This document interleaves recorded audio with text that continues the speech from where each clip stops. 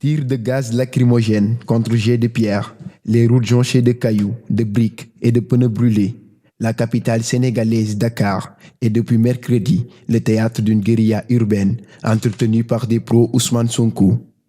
24 heures après l'arrestation du leader de PASTEF, principal parti de l'opposition, des villes de l'intérieur, plusieurs quartiers de la capitale sénégalaise, le campus universitaire de Dakar ont connu de violents affrontements entre les manifestants et les forces de l'ordre.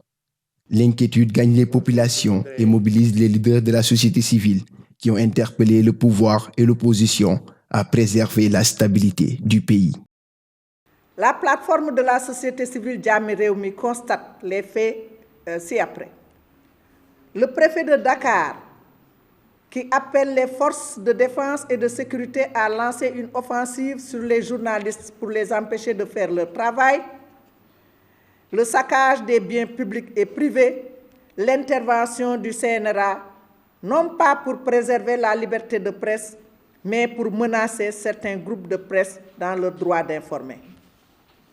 Au vu de ces faits, la plateforme de la société civile Jàmmi Réwmi regrette et déplore ces événements du mercredi 3 mars 2021 qui ont fini de mettre à rude épreuve notre démocratie et affectent profondément la paix et la cohésion sociale.